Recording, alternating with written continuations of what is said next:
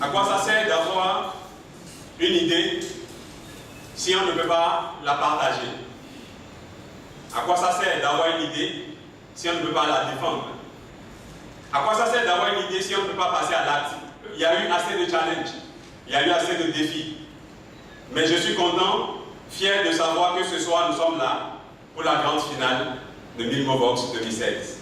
Démarrée depuis le 30 avril 2016, la finale du concours d'Aorato à Milmovos a eu lieu le samedi 28 mai dernier à l'espace Blue Zone de Cotonou. Pour cette 5e et dernière journée, l'équipe de la faculté des sciences agronomiques de l'université d'Abomey-Calavi et celle de Pigé Bénin ont montré aux membres du jury leur capacité d'analyser, d'argumenter sur le thème « Quelle est votre perception du Bénin aujourd'hui et dans 5 ans ?»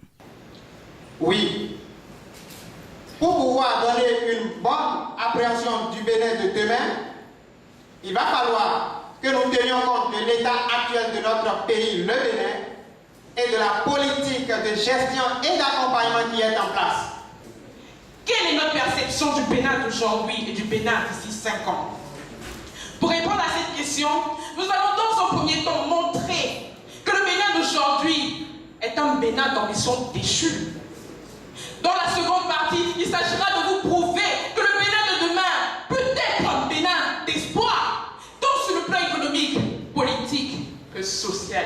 Pour ce faire, chacune des 2 équipes finalistes a relevé les opportunités dont dispose le Bénin. Elles ont proposé des projets de redressement dans les secteurs de la santé, de l'éducation, de l'économie pour ne citer que ceux-là, avant de situer les responsabilités qui incombent aussi bien le chef de l'État, les membres du gouvernement que les citoyens béninois.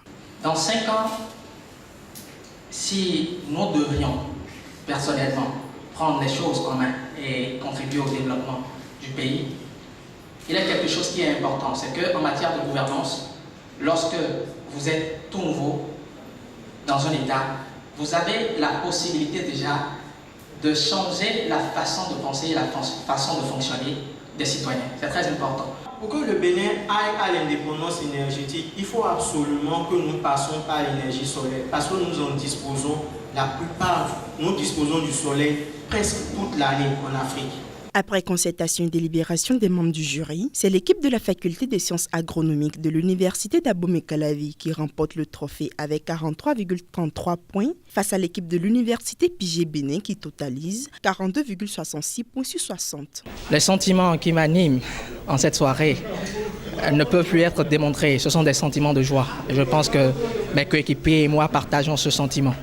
Nous avons abordé cette compétition dans des contextes tels qu'on était pratiquement au départ laissés à nous-mêmes. Beaucoup ne croyaient pas en nous et nous sommes sûrs que parmi toutes les équipes présentes, aucune des équipes ne nous imaginait à la fin soulever ce trophée. Chose que nous avions pu faire parce que c'est un peu de cela que nous nous nourrissons et le fait qu'on puisse nous sous-estimer. Et aujourd'hui, c'est une grande joie pour nous d'avoir atteint notre objectif. C'est un peu un sentiment de tristesse parce que nous n'avons pas pu décrocher le trophée tant convoité. Mais pour autant, nous ne sommes pas découragés. Même si nous avons perdu à 1 point, nous nous rendons compte de la valeur qu'à 1 point. Néanmoins, nous avons gagné en expression devant un public. Nous avons gagné avec notre capacité de rendre les recherches. Et pour cela, nous en sortons victorieux. L'événement a également été marqué par la distinction de plusieurs personnes dont les membres du comité d'organisation, le président du jury et la remise de la médaille de distinction féminine Milmovos 2016. Les regards sont désormais tournés vers 2017 pour la 2e édition de Milmovos avec les équipes des autres universités éliminées qui promettent revenir en force pour relever le défi de l'excellence. D'aucuns ont parlé de réussite, mais déjà ce soir je ne parlerai pas de réussite parce que quelque chose a commencé. Et déjà, nous pensons aux éditions prochaines. Oui, il y a un sentiment de fierté m'anime parce que j'ai vu de jeunes talentueux qui nous ont démontré durant ces 5 semaines de quoi ils sont capables. Et pour nous, au-delà de la compétition, c'est d'avoir des jeunes qui sont en mesure d'impacter positivement leur environnement, leur communauté. On a longuement discuté du développement de la communauté parce que si nous vivons dans un pays ou dans une communauté, nous devons apporter notre pierre. Et je l'ai dit, j'ai commencé par contribuer au développement de ce pays. Qu'en est-il de ceux-là? Ils sont 21. À la finale, on n'a eu que 6. Une équipe devait l'emporter, la faculté des sciences agronomiques l'a emporté et pour nous, contrairement à ce à quoi on peut s'attendre, que la FSA, des agronomes, puissent être autant littéraires que ce qu'on a eu. Et pour moi, c'est chapeau à l'équipe de la FSA et chapeau à l'équipe de Pigier qui s'est battue, encadrement. On a senti un collège de professeurs encadrer ces jeunes. Et je sais que chacun d'eux a appris quelque chose de cette compétition. Et pour moi, c'est satisfaisant.